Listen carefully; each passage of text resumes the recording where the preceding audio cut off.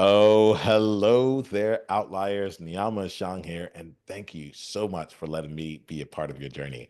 I say me, but like I got that wrong because it's actually us. Today, we actually get a chance to spend time with an outlier that I've followed from afar for a number of years. Part of the reason that you see me here in Outliers Edge and living into what like the way that I choose to show up is because of this outlier that I'm about to introduce you to. So it's actually really fun for me. I'm like trying not to fanboy, but at the same time, I'm also like, yeah, let's rock, let's have a good time.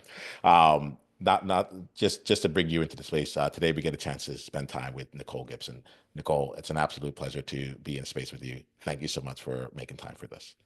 Niiamah, thank you so much. What a beautiful introduction. I'm looking forward to this conversation. Yeah, same here, same here. Yeah. Like let's start off and give outliers a chance to to get to know you here. Would you mind sharing with them a bit about you and the game that you play? Yeah. So I think, as an entrepreneur, we should be defining the game that we play by the problem we're trying to solve. I'm really big on that. I think the better the entrepreneur, the more intentional they are about the problem they're trying to solve and the solutions they come up with to solve that problem. And so for me, looking back at my entire, I think, life's journey, I've always been fascinated with the problem that I noticed at a very young age, which was the inability to be present with our emotional experience. That was always something that I noticed as a kid, and I felt like was very different about me than maybe the other people that I saw around me or in our society at large. And through the years, I've really sought to solve that problem in a more accessible, more scalable, more effective way. And that has led to probably, a journey of being somewhat of an outlier because it's been really unconventional rather than following kind of one stream where I was like, okay, I'm going to become an author or a performer or a tech founder. It was more, this is the problem I want to solve, and I want to solve that in the most effective way. And that's led me to a Silicon Valley startup, which I never thought that, would be a part of my story. But I think that's the power of kind of using first principles thinking. Guys, tell me just you just brought in first principles thinking. And I'm like, all right, let's make sure we're on the same page as to what that is. So when you say first principles thinking, what does that mean to you?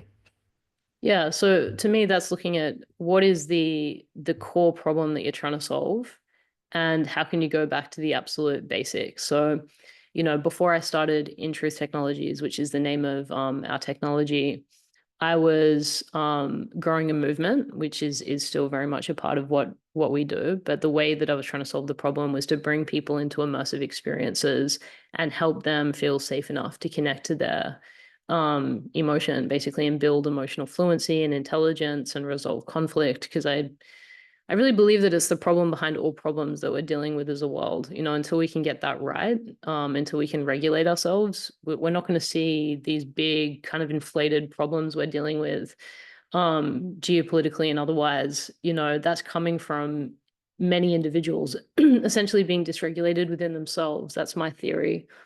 And so I was solving this problem in a very different way, immersive, hands-on, and kind of recognize. And I think a lot of people trying to sort of drive social impact and change reach that level of frustration the deeper they go on the journey, where they realize I'm a finite resource. Getting people together can be very kind of cumbersome and time consuming. And it was that frustration that continued me down the line of, okay, well, what's the real problem I'm trying to solve here?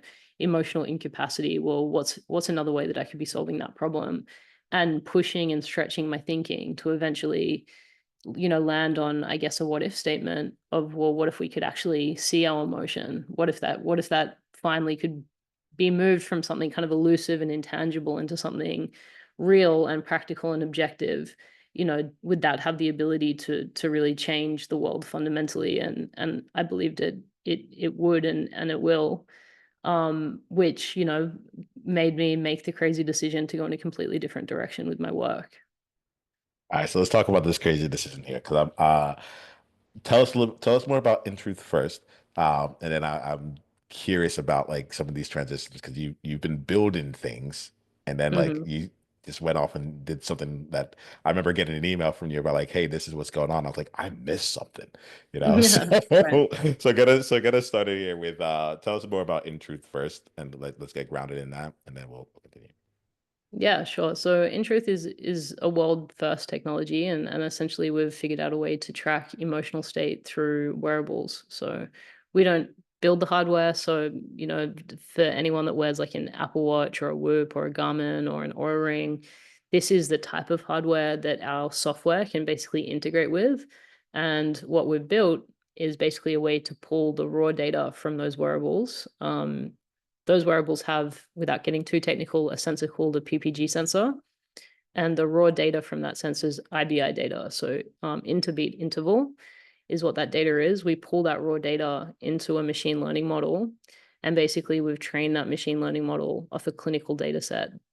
So it knows how to translate that raw data into emotional state and then feeds that back to the user. So, all right, there's a couple different things here, Nicole, that I want to just like get into.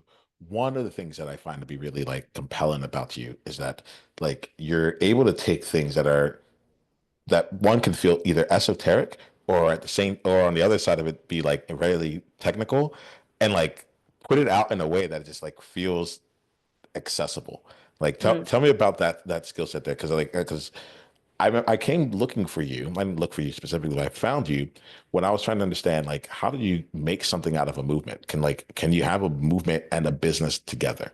You know, mm, and one of the reasons I kept gravitating towards you is because like you felt like you were able to articulate things in a way that felt very tangible. Even right now, like the way that you describe it, I'm like, oh, this feels really down to earth. And I think a lot of outliers listening here have a grand vision.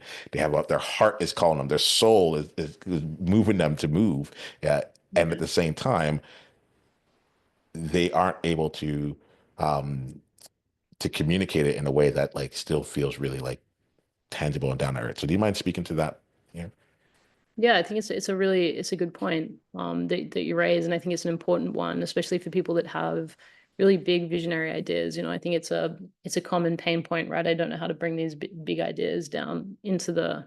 I don't know how to help them grow roots. And there's a couple of things that come to mind, that I think are really important when I hear you ask me that question. And the first one is, I think the nature of really, really, really hard work naturally grounds you.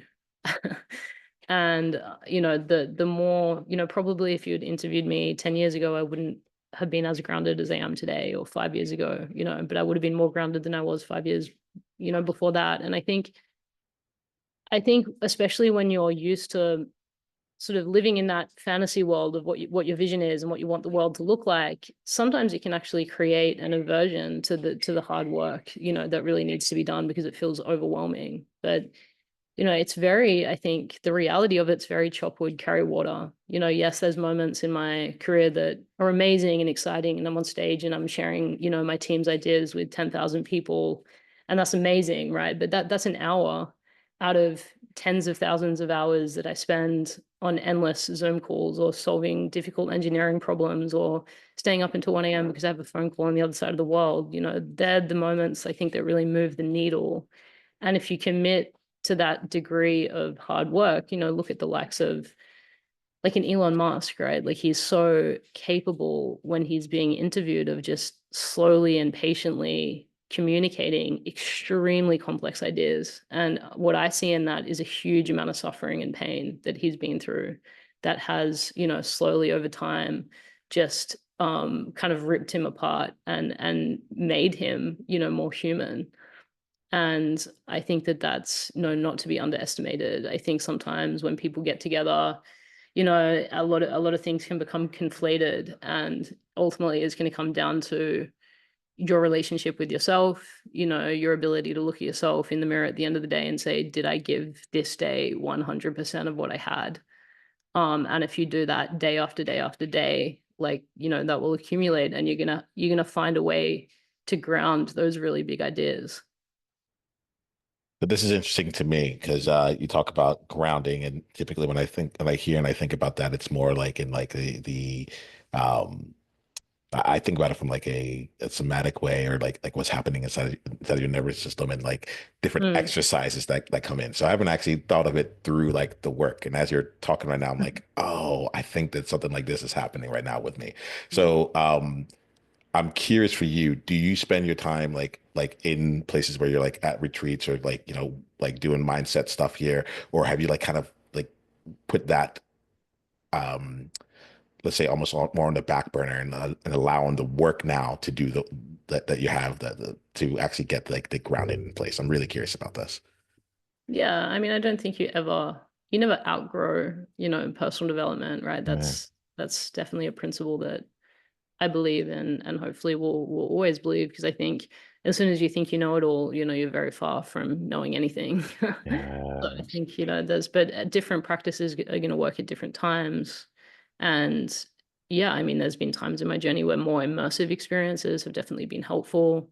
I think, right now with where I'm at, that isn't really practical. So I have to find other way. Like I can't really afford to take 2 weeks off, and just kind of leave my team for 2 weeks right now. But I think, in the future, I'll regain that level of time flexibility. So there's different seasons and different things that are going to work within those different seasons. I definitely believe that having health practices in your day to day, irrespective of how busy you are, is really important. And again, I think the things that I've found to be most effective for me are the basics. Are you getting enough sleep? Are you drinking good quality water? Do you have a high protein, high quality diet? Are you training and actually building muscle in your body? Like I think too often we overlook the basic things that contribute to a really good overall state of well-being, and ultimately for me mental clarity, which your decision making power. I think what everyone is pursuing in these experiences, right, is the ability to make more informed, wiser, better decisions, because it's those decisions, we're making 35,000 of them a day. If right now, you're not happy with 30,000 out of the 35,000 choices you're making, how can you start to kind of move the needle in your favor and make more of those choices that you want to be making, have the discipline, the integrity, the wisdom to be able to make better choices with your time. And I don't think that there's a shortcut. I don't think that there's a silver bullet. I think if anyone's trying to sell you, the 7 steps to spiritual enlightenment, that's a red flag. I think that there's principles that have been, standing the test of time for many centuries, and there's that are kind of uniform between ancient religions and scriptures. And I think that that's a really great place to begin if you want to really connect to true wisdom. You don't even need to sort of follow a religion, but just look at the similarities between, say, the Ten Commandments and what's taught in every other ancient religion. There's something to that. So make sure you're telling the truth. Make sure you don't lie or cheat or steal. And like these basic kind of principles are actually very, very hard to implement in totality. So if you want a challenge, I would really just begin there. It's it's interesting how the simple things really never like leave their importance. What Yeah. I hear is like mastery is just being able to always do like the basic things, and then Yeah, you know, exactly. and so as I'm hearing you here, this is it. I want to explore one other place, and then I think I'll go in a different direction. But you talk Hmm. about suffering and pain, and like for some reason, I'm like, let's talk. Actually, no, I know what the reason is. Oftentimes, we are sold that if you want to make your impact in the world, or if you're doing things that's if you find the right work to do, you'll never work a day in your life, so on and so forth, right? So Hmm. I love to like slow down a little bit on the suffering pain because I know And that's myself. I talk to true. myself. There's truth to it. Yeah, Yeah. I think that the part I want to explore is like I know there's been times where I've been actually on the right path. It Hmm. just wasn't as easy or as smooth or as whatever it is that I thought was actually going to be. And Hmm. so like since you talk about the nature of doing really hard things, like the outliers that are listening to this year, like they're like either they're already taking on something big or they're like I'm ready for what it is, or at least I feel like I am. I think it's a really wonderful opportunity to speak into like that component of like yeah, I guess just like helping us normalize the suffering and pain and the thing that comes along the way. So it's less to Yeah. like glorify it, but more to make sure that we know whether or not it's like either worth it or we're headed in the right direction. So you mind speaking on that a bit? Yeah. Well, I really believe that saying is true. If you love what you do, you don't work a day in your life, but it doesn't mean there's not difficulty. I think that these two things maybe have been incorrectly linked. It's like, expecting to fall in love and for there to never be challenges. It's, if you really love someone, it doesn't mean that you have a perfect relationship. It means that you're willing to be with the challenges of the relationship. That's the effect, love has on us. I think real love, you don't quit when it gets hard. And that's, I could not work as hard as I work if I didn't love what I do. Like there's just, if I was motivated by money, like you realize after a certain period, and sometimes it takes some people longer to learn that than others, but you can have a very amazing life for very little money.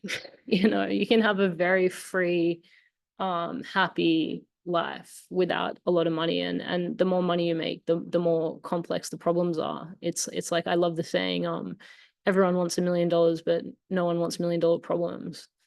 For every every kind of new hurdle we cross when it comes to our financial wealth, there's a whole lot of other complexity waiting for us. And so it's only a matter of time, I think, before someone figures out this is not what's truly motivating. I think being called to a sense of purpose, being passionate about the problems we're solving every day, believing that the application of our time and emotional investment, and our intelligence is actually making a difference. I think these are the most inspiring things, for every human, whether they're conscious of it right now or not.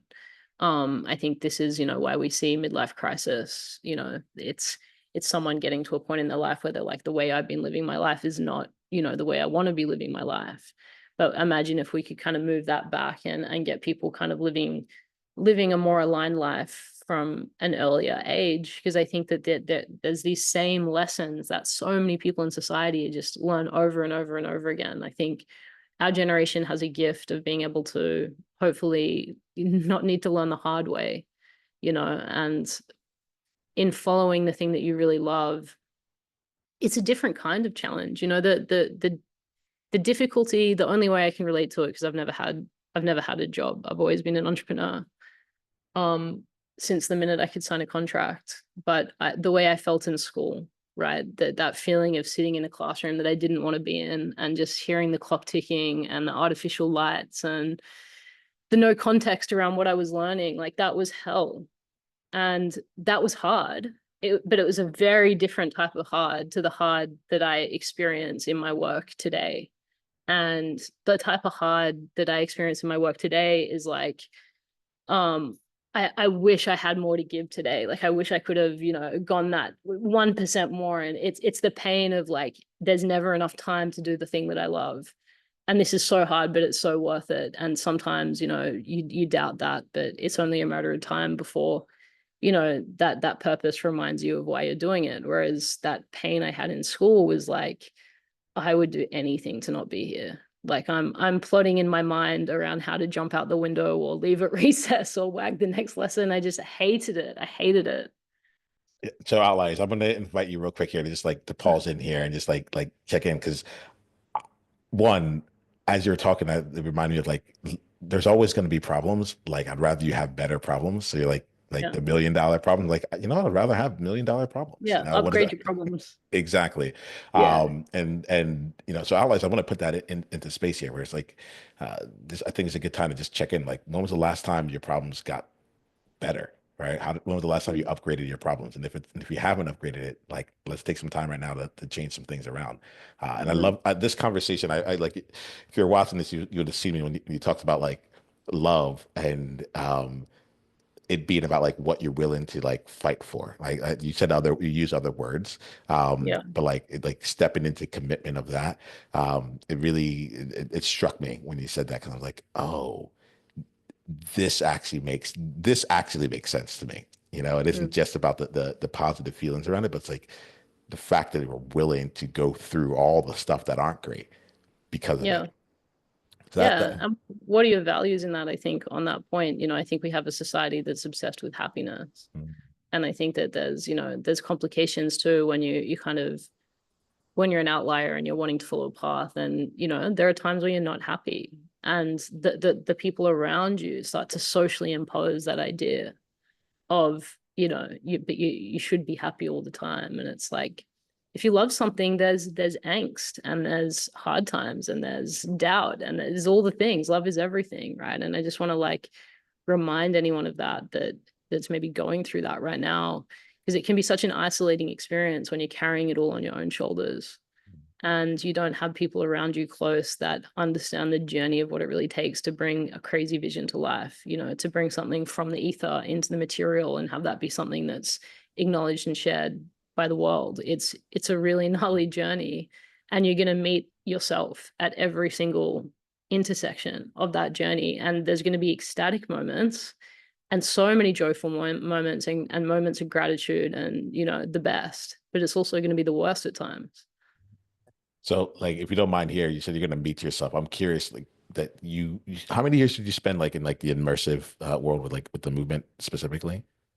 Well, I have multiple businesses. Yeah. My first organization was a nonprofit that worked in mental health, and that was also very immersive work because I was literally doing community development work and living in communities, and so that in its own way was very, very immersive and hands-on. But I founded Love Out Loud in 2018, not actually really intentionally starting it to begin a movement. It actually was catalyzed through a book that I wrote. And then the book grew this following of people that believed in the message. And that kind of, you know, things grew from there. Got you. All right. So Yeah. I'm thinking about this right now for any outlier that has like again we come with a track record of success. We've been known in different areas, right? Mm, I'm thinking about the like going like I hear you with like your dedication to the problem that you're trying to solve, right? mm, And then at the same time, I'm thinking in my mind, I'm like, so Nicole, this is like I'm just gonna become a tech entrepreneur. And just go with it. Walk me through.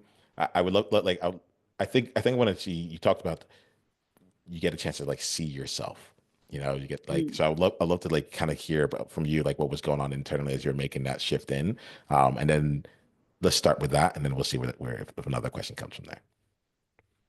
It's a really hard thing to articulate. I Okay. think um, that transition for me, it was, there were so many kind of elements that contributed, I think, to that sort of idea. And the first one, like at the beginning of 2020, I had a world tour booked, and that was going to be my biggest year yet. 20 countries, speaking, running retreats, like doing trainings. I had a really amazing year planned, and I had just been at Mind Valley Live speaking in LA, and I flew back through Australia to run a retreat. I was about to run a retreat in Bali, and when I landed back in Australia, I obviously was planning on spending some time with friends and family in Australia. The borders closed, and my assistant called me and said, you know, I think we need to basically cancel everything. And I was in this like, you know, really tough place where obviously my heart was broken because I was like, this is going to be my biggest year yet. You know, like what, like what the hell? But also I had to give a whole bunch of refunds, you know, back to people that had already paid. And, you know how business works. Like once money goes in the door, you know, sometimes you've already, you know, spent it. And I think a lot of businesses, especially in the events space, felt that, you know, arguably all of them.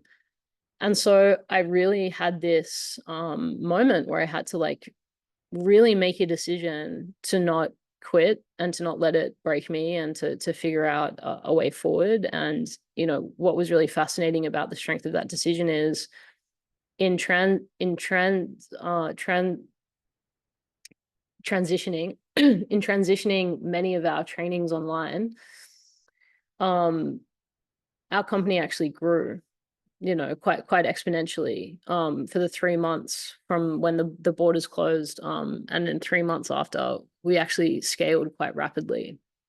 And that was really fascinating to me because, you know, it was a time where businesses were really struggling, right? And my team and I pulled some amazing things off. Like we got 100,000 people to meditate together at the beginning of COVID from around the world live. And that was like, you know, I'd done some pretty amazing things, but watching that come together like in less than a week was like, this is the level of impact that's possible. And I think that started to wake something up in me. And it was a really crazy time. Like I had, you know, the teams of spiritual leaders calling me at like 3 a.m. the 2 days before that, wanting to participate. And the beginning of the idea was like, I was just going to get online and do a meditation for like 60 minutes and wish people well in this difficult time. And it ended up being like a 14-hour live stream where all of these different amazing kind of teachers and spiritual leaders were like, I want to contribute, I want to contribute, I want to contribute. And it just went all day and had this massive kind of movement like effect. And I think something in that for me was like, there's so much more impact possible. And I'd been very, the way I'd worked had always been like I would travel and give, you know, my energy and my time, and I wasn't integrating with the full power that we have through technology. And obviously that's like a very basic level of technology. That's just using communication tools effectively. Um, but it definitely woke something up in me. And I think um it began a curiosity, you know, what else, how else could I be solving this problem? Because I'd been kind of fixed in the way that I was trying to solve this problem in the world. And then for the first time really in my adult life, I actually spent 11 months not traveling.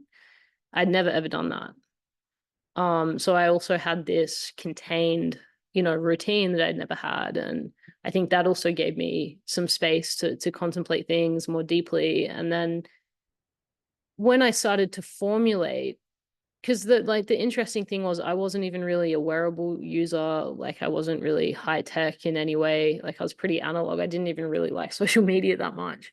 Um, I always got my teams and things to manage it for me. I didn't like, you know, being on screens all the time. And it's funny, it's ironic because I'm sure there's many people that have been trying to solve the problem that we've now cracked, you know, for decades and we're total tech nerds. So it's just funny how life works sometimes. It can sometimes be really unassuming characters that end up, you know, solving these problems and being the conduit for that. But when I started to put this idea out, and I was completely non-technical, like I was in some of my first meetings Googling what is an SDK, what is an API. Like I didn't know anything about anything when it came to tech, but I had a vision of what I thought the product could look like. And I started to talk to people about it, particularly in this one mastermind call that I was in. And one of the people, they were all pretty esteemed individuals. One of them reached out and said, I think you should develop this idea out. I think there's really something in this. So I put together a deck, and then she said, you know, not so long after, hey, do you want to come to Necker Island with me? And I was thinking that she was going to say, you know, in a few months' time, because we were still in the midst of lockdown. And she was like, no, it's next week. So if you want to come, you've got to like figure out how to get out of Australia and come. Necker Island's Richard Branson's private island, right? So he has gatherings of 15 to 20 entrepreneurs, you know, a couple of times a year. It was a really amazing opportunity. And I was thinking, like, there's no way I'm going to get the green lights to, you know, to be able to go. And I wrote a letter and it got approved straight away. And like everything just started to flow. But the one thing was, if I went, I wasn't going to be able to get back into Australia because they had a closeout rule of 3 months, right? So it was kind of the universe put me in this situation where I just had to go all in. I was either going to play it safe and not leave and not pursue the idea, or go and figure it out. And so that's what I chose to do. But I literally left Australia with a 10-page pitch deck, no capital raised, and an idea. You know, and I moved to California after that trip. And like it was rough. That was honestly like one of the hardest 6 months, 6 to 12 months of my life. Like having a zero kind of foundation as a starting point and just having to like build, especially because the life I had in Australia was such a contrast. Like I had every comfort, you know, that you could imagine. And I chose this reality that was deeply uncomfortable. And started to build this idea. And it took me about 6 months to raise our first round of capital. And then I was directed by someone to some tech talent that I worked with for 6 or so months in Helsinki, Finland. And so I was based in London, traveling to Helsinki, basically in the middle of winter, and it's like minus 30 to 40 degrees in Helsinki. So literally it was like eternal darkness, building this tech with these engineers. and just thinking to myself, like, this is just such a crazy path that my life has like taken me on. But I was in, once you raise millions of dollars for an idea, like you can't quit. You just have to keep going. Yeah, I'm appreciative this year. Thank you. Like it's actually I'm grateful because as you were talking, I realized some of the assumptions that I was carrying. And so like in hearing your story here, it actually broke through some various assumptions that I had. And this even just hearing a decision to go like all in, right? It wasn't just like there wasn't just positive, it wasn't just benefits from going to Necker Island. Like I'm like, oh, if I got an invitation, I'm going. But like this, that came at the big cost right then. And then it's like 6 months onwards until you like raise the first round of capital. Then you have to I like, didn't even have a visa. I didn't even have a visa. Like there was so many challenge, like which means you can't get a place to rent, and like it was tough. I was living in like a hostel in downtown LA for a period of time, just thinking like, what the fuck am I doing? Like, how am I ever going to go from this to like a successful startup?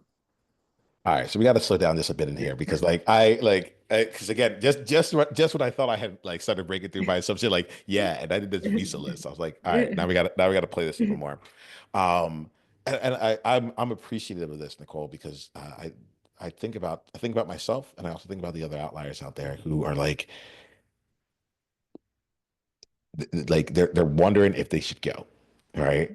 Um, and what I'm appreciative right now is like, look, I got to talk to you like years after this thing has gone by. It's been a couple of years Yeah, since and that my trip, life's right? very different. My life's very different now. But Yeah, that's, it takes work. It takes yeah, work. Yeah. yeah.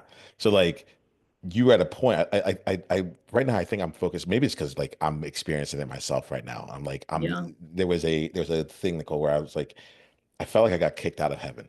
It's like up to a certain point, things just seemed to like just click. Everything was working, and then it felt Yeah. like I I get took on it. a goal, and it's like it's not even like the biggest goal. I was just like I'm here to build community. I'm here to lead a movement. I'm still doing things in a one-on-one context.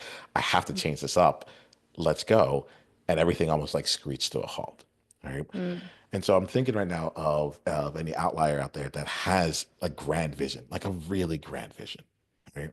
And I'd like to like talk about the darkness of in Helsinki and landing like leaving. Let me make sure I'm getting this right. You left Necker Island, which is Branson's Island, and then flew into California and went from like what like I don't know what that experience was like, but I'm imagining like the Like richness of heaven. that Yeah. experience. Yeah, like Totally. Yeah. yeah, like I'm like that's a full on Yeah. experience to like, all right, now I'm just trying to make it work Yeah. in Pretty much. California for until who knows when. Yeah. Pretty much. And that there were many other, elements that would take a whole other kind of 10 podcasts to share. But Yeah. things were really, I was going through like a really intense, debilitating heartbreak. I was in a litigation with one of my former shareholders, which meant like I had to cease trade in a company. Like there was a whole, I really relate to that sense of feeling like you were kicked out of heaven. Like it was like a total fall from grace. Um, that was like, rough to the point that reality felt distorted some days. Like the pain was so intense that it literally time felt distorted. It's a very, very hard thing to journey. And I don't think many people have journeyed that, to be honest, because I think it's everything in you just wants to run the other direction and run back to comfort. Sort of keep choosing it, and just being in that unknown is a very, very difficult, it takes a lot of strength. But now I'm getting a sense is when you talked about uh doing something hard is in and of itself grounding. Like I'm Mm, hearing it now, right? I'm yeah. seeing like because the questions that came to mind from here it was um uh so I have a friend, and you may know him. His name is Jamin Heppel, and he talked about like growing the capacity to handle like anything, you know. Hmm. And as you were talking, like that line came in my mind where I was just like having the capacity to like I love handle this. Jamin. He's like amazing. Yeah, he was actually like a real angel for me during that time. Yeah, yeah, Mm. yeah, yeah. Shout out I to can you, say it. Jamie. This is it. I'm thinking about something. We'll talk about this a little bit more, but um, it makes it's interesting because it's almost like I'm just really appreciative of like we want the end result. This goes back to the $1 million problems, right? Mm, You're like I had to raise millions of dollars for an idea where like the first conversation I had, I was just literally trying to figure out what it was, like mm. trying to figure out these things here, and it's like this is the actual path. And I want to put this out here for any outlier that's listening here. Like, well, let me ask you, what's a message that you would have for any outlier that's like either we'll do this in two parts. First one that's in this space right now, that's listening to this and they're like, wow, Nicole, like you get it. I'm here. What's the message you have for that person? Yeah, I mean it's hard to even ask myself what I needed to hear. Mm. I think I can't sugarcoat it for you. Like it's not guaranteed. Like these people that say success is guaranteed and this bullshit. Like there's so many things. There's been 3 times where my company was a month away from bankruptcy. Like it was a thread, and that keeps you very fucking humble, where you realize like even if you're riding high at any moment, things can change. And that's I think that there's a lot we can do to control, to the best of our ability outcomes. And I think a lot of that comes down to, integrity and, a series of things, a series of values that I think are important to live by. Honesty. Like if you're not handling yourself with integrity and honesty, I can guarantee you at some point, whatever you're building is going to fall. Like it doesn't have a strong foundation and it's just a matter of time. If you do have a foundation of honesty and integrity, the thing that you're pursuing right now may or may not work, right? But what I'll tell you is that you will win in the long run. And it's about playing that long game, because when you're building a startup in particular, there's so many factors that are out of your control. There's volatility of markets, there's, distribution, like at so many levels of a company's growth, things can go wrong. But if you continue to meet the moment and know, this is why I think it's important to be connected to the problem you're solving, because if you're innovative and creative, you will always find a way to solve that problem, but the ways that the the plan that God has for you in that, some of that is going to be outside of your control, and you've got to be okay with that. And I think the more lightly you can hold that, the less suffering that you'll experience, because the attachment to the outcome of how you want it to be, I think, is driving a lot of the suffering. Take that in outliers. I'm like I want to play now here as we. Thanks, Nicole. As we've been, it's been great to like see the journey. Thanks for being real about it. Right. Yeah. But I get it. You're like, oh, you asked me a question. I had to, I had to answer it with the truth. So take, let's go back to the problem that you're solving. Right. We're going to start wrapping up the conversation just here, but I want to leave outliers with a bit of the vision and a bit of like what is like how things are moving for you now and in truth. And I want to just like help outliers see that world that you're creating right now. Yeah, for sure. So I guess to paint a picture of where we're at, we're in a really interesting time because we're right on the precipice of taking this to market, and we have 2 products: a B2B product which takes the tech and basically integrates it into a dashboard. So we have some really interesting markets that want that, from first responders to veterans to enterprise to mental health practitioners and like clinics, so hospitals.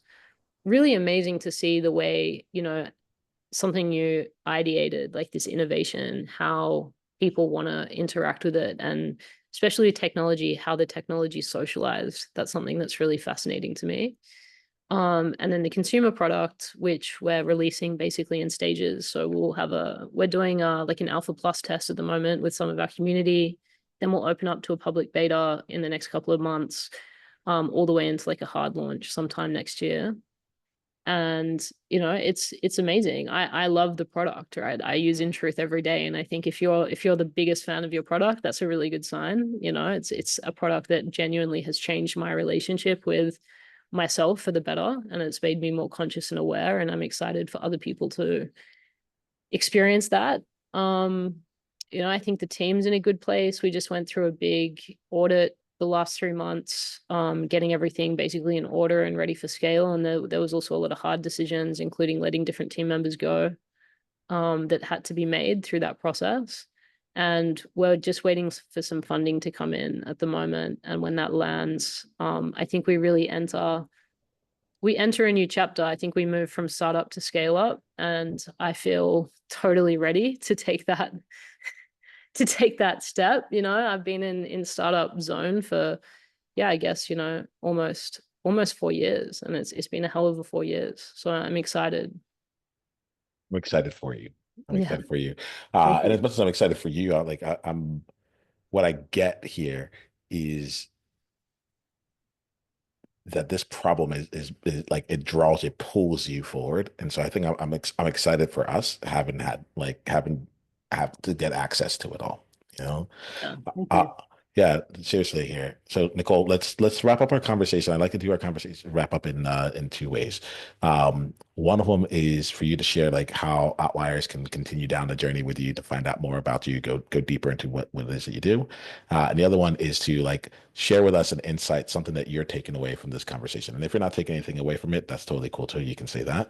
But and I want to leave us with that to wrap up. So, how can Outliers go further down the journey with you, and then what's an insight that you got from today? Sure. Well, you mentioned our community before. I think that that's, for your audience in particular. We have a community that I created for founders, really, because I don't think there's enough support for all the reasons we've talked about today. So it's a very, very cool community. We've got bi-weekly calls. One's dedicated to kind of personal challenges, the other's related to business challenges we're trying to solve. But it's a very good energy, and there's a lot of intelligence, and we've been quite intentional. At the moment there's 138 of us in there, but I can vouch for every one of them, which is actually a very different way to the ways that I've approached community in the past, which was, come one, come all. I'm now sort of looking at how we can create very intentional spaces depending on who the people in those communities are. And the richness of that, I think, is really awesome. So that's skool.com/institute. Sounds like your audience are kind of the right people for that. Yeah, that like look, I'm hanging out there, so I think we're in good shape for that. Yeah, Yeah. yeah. And then for the tech, you can just go to intruth.io/beta and join our beta list. Um, and then one thing I got out, no, it's I think it really important to talk about the realities of the entrepreneurial journey. And I remember sitting in LA, when I first took that jump, and I was Googling and YouTube searching for content creators that could speak honestly about their journey, and all I could find was, my exit story, like how I made the Forbes 500 list, how it was all geared towards the outliers that succeeded, but none of them shared, the truth. Elon Musk does, to his credit, I think there's several interviews where he really reveals just how painful. I don't think anyone can really relate to what that guy's been through. Looking at what he's created in the world is quite amazing. But just the importance of those of us that are walking that journey to be real, because I don't think it is for everyone, but the ones that it's for need to be supported. And I think that the honesty that comes, the healing that can come from just sharing your story honestly, where someone might listen to this and think I'm not alone, or I'm not crazy, or this is actually part of the course, and someone else has been through it and they survived. I think that that's not to be underestimated, and our conversation brought me back to that. So thanks for having the space, for people like us to be able to share the realities of the journey. Thank you for stepping into it. Thanks for playing the game that you do, and honestly for living a life that keeps pulling you towards this problem, such that like there is actual things to say behind it all. Like you had to go through it to be able to come and share it here, and I really appreciate you being willing to do it for not holding anything back, and for giving us outliers a chance to see the path that you've taken. You know. Yeah. So, Outliers, we'll wrap up our conversation here for today. Nicole, thank you again.